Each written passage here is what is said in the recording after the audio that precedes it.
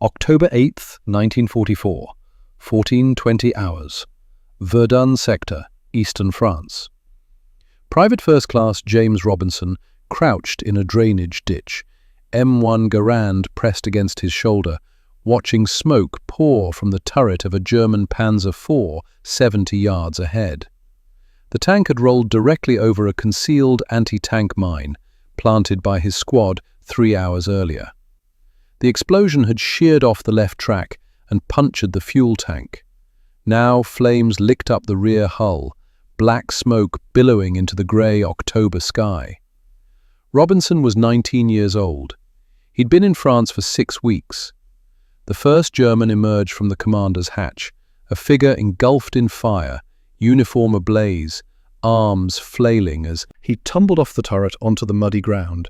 He rolled frantically, trying to smother the flames consuming his body. Then a second man appeared, also burning, desperately clawing his way out of the hatch.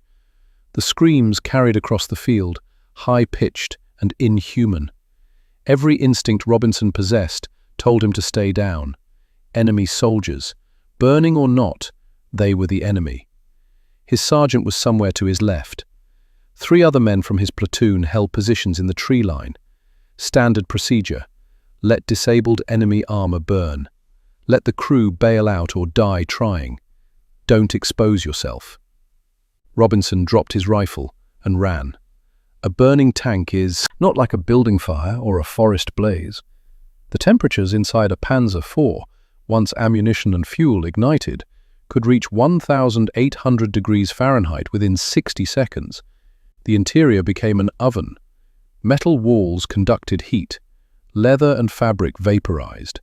Human skin blistered and peeled in seconds. German tank crews knew these numbers intimately. They trained on them.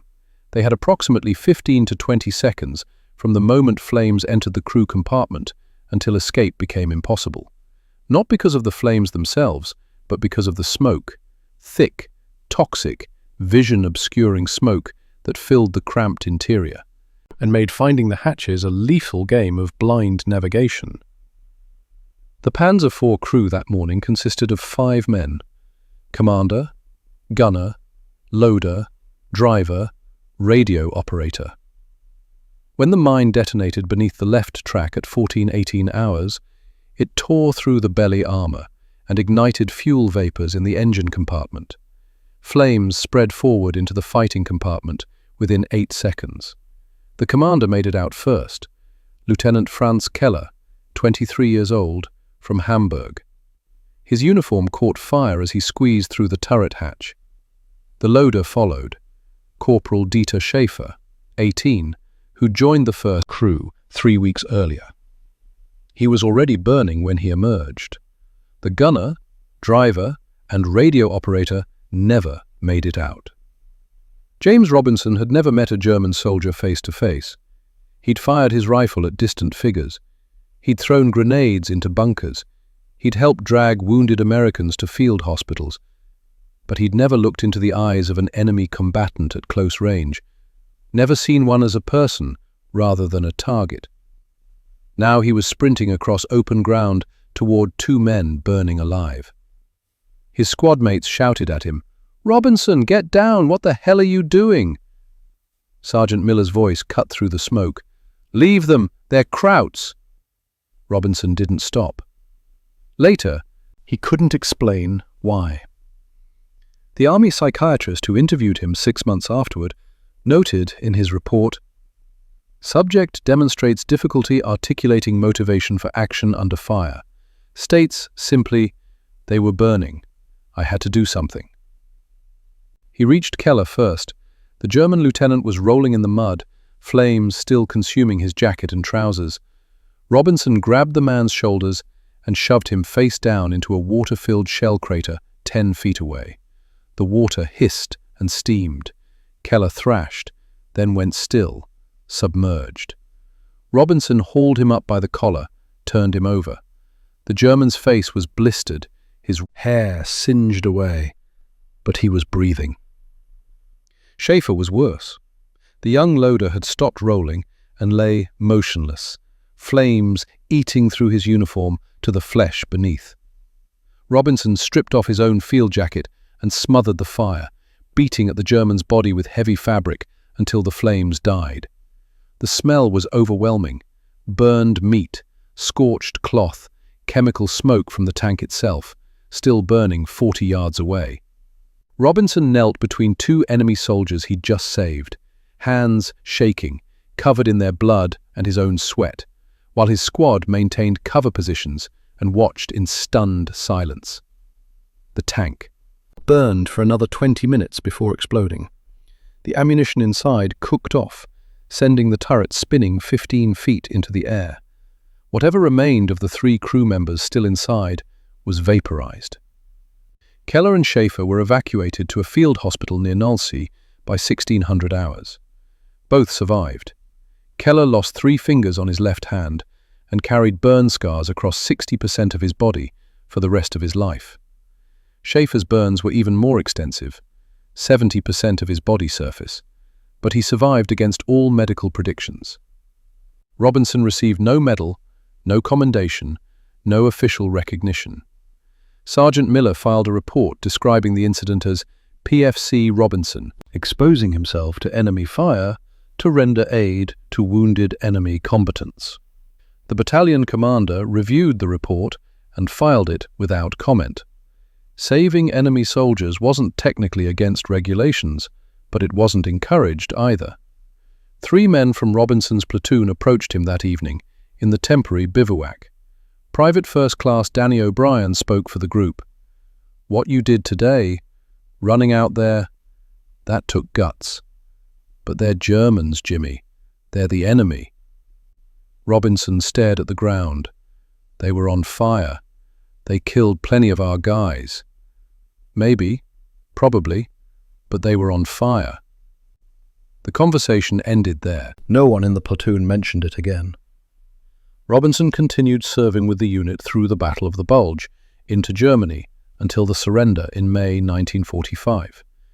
He was discharged in September 1946, returned to Iowa, married, worked as a mechanic, raised 4 children, and died in 1998 at age 73. In 1967, 23 years after the incident, Robinson received a letter postmarked from Hamburg, Germany. It was written in careful English. "Dear Mr. Robinson, I do not know if you remember October 8, 1944. I was the German tank commander you pulled from the fire near Verdun. I have spent many years trying to find you. A historian, researching American military actions, helped me locate your name through Army records. I wanted to thank you. I wanted you to know that because you ran toward the fire instead of away from it, I lived. I married. I have 3 children. I work as a teacher. Every day I have lived since that afternoon exists because of your decision. I do not understand why you helped us. We were your enemies. I would have killed you if given the chance that morning. But you helped anyway. I am grateful. Franz Keller."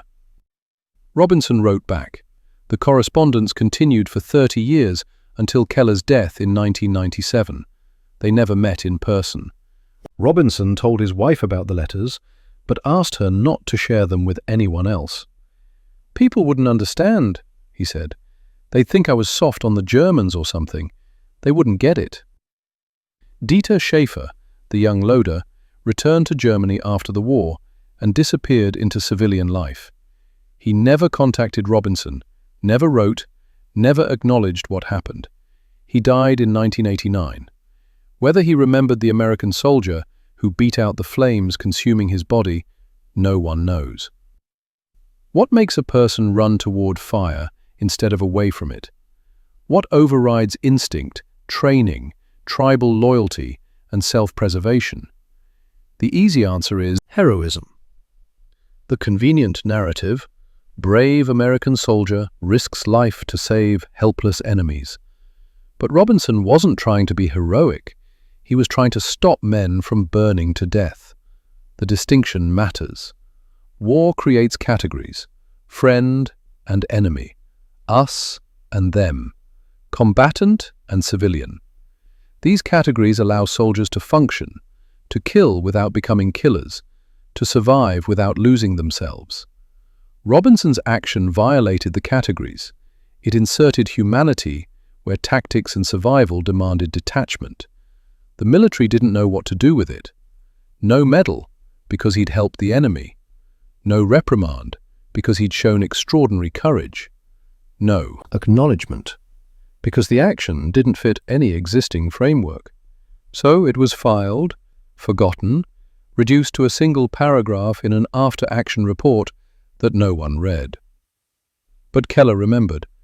For 53 years, he carried the memory of an American teenager sprinting across open ground while German small arms fire kicked up mud around his feet, while his own squad shouted for him to stop, while smoke poured from the burning tank and screams echoed across the field.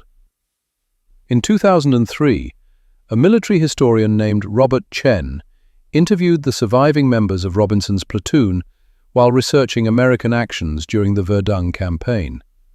Only 2 men were still alive. Danny O'Brien, who'd questioned Robinson that evening in 1944, and Technical Sergeant Paul Yamamoto, who'd been positioned in the tree line during the incident. Yamamoto described what he saw. Jimmy just dropped his rifle and started running. I thought he'd lost his mind. We had no idea if there were other German units nearby, if we were going to get counterattacked. Nothing. He just ran straight at those burning men and pulled them out. Then he came back to the ditch like nothing happened. Didn't say a word about it. O'Brien's memory was similar. I was angry at first. Thought he'd put us all at risk for a couple of krauts. But after the war, after I had time to think about it, I realized I'd watched something I didn't have the courage to do myself. He saw human beings instead of enemies. I just saw enemies. Neither man had known about Keller's letters. When Chen told them about the 23-year correspondence, both were silent for a long time. Finally, Yamamoto spoke. Good. I'm glad Jimmy knew it mattered. I'm glad someone thanked him. James Robinson's children learned about their father's action only after his death, when his wife shared Keller's letters with them. His eldest daughter, Sarah, was 51 years old when she read them for the first time. Dad never talked about the war, she said in a 2005 interview. We knew he served, knew he was in France, but he never told stories, never went to reunions, never joined the VFW. When I read those letters from Franz Keller, I finally understood why. He couldn't reconcile what he'd done, saving enemy soldiers, with what he was supposed to feel about the war. So he just stayed quiet about all of it. The letters are now housed in the National World War II Museum in New Orleans, donated by Robinson's family in 2001. They sit in an archive box with thousands of other documents, letters, and photographs from the war. Researchers occasionally reference them when studying combat ethics or the psychological impact of warfare on individual soldiers. Franz Keller's 3 children never met Robinson, but they know his name. They know that their existence, and the existence of their own children, traces back to a 19-year-old Iowa farm boy who made a split-second decision on a muddy field in eastern France. Dieter Schaefer left no children, no letters, no trace of his thoughts about October 8, 1944. His sister, interviewed briefly in 1998, said only, "Dieter came home changed. He never spoke about the war. Never." October 8, 1944 holds no special significance in military history. No major battle occurred that day. No strategic objective was achieved. The destruction of one German Panzer IV tank changed nothing about the war's outcome. The Allies would have won without James Robinson's action. The war would have proceeded identically. But 2 men lived who would have died. That's all. No grand lesson. No profound moral. Just 2 men who breathed air and saw sunrises and felt rain and experienced life because someone ran toward fire instead of away from it. Robinson never called himself a hero.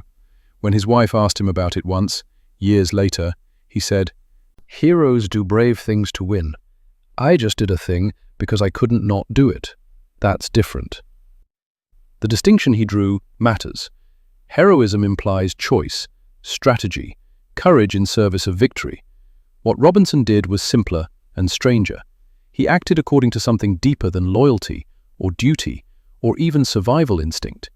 He acted according to a refusal to let human beings burn when he could stop it. The fire didn't care about nationality. The screams didn't sound German or American. The flames consuming flesh didn't distinguish between friend and enemy. And for 15 seconds on an October afternoon in 1944, neither did. James Robinson,